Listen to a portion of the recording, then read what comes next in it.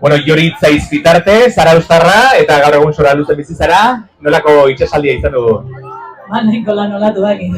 Kontra etortzezan, meto batzuk atzeari esken debiziz pizkate, borrokan olatu daki. Bueno, ikusten dut, txapel horia dara nazula, hirugarren txandan aterazaren seinale, hirugarren txanda hortan, komentatzen genuen, aurre ikuspenen arabera, 30 minututik gorantza egin behar zaitun dituzten lariak aterazaretela, hortxe aterazara. Badakizu zer denbora egin duzun?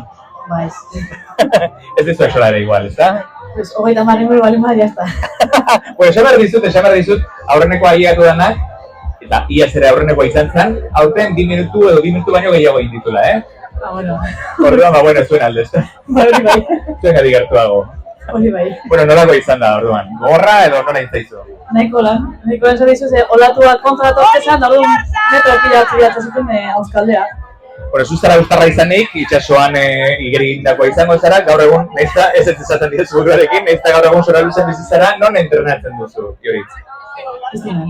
Igerleguan, Abai, Eta itxasoa ez duzu probatzen, itxasaldia egin aurretik, Ez egia esan ez. Zoloretik zuzenen krasalera. Bai. Bueno, bastao, aizkin, zorionak, indako lan eta esfortzu horrengatik. Eskerrik asko. Gero arte.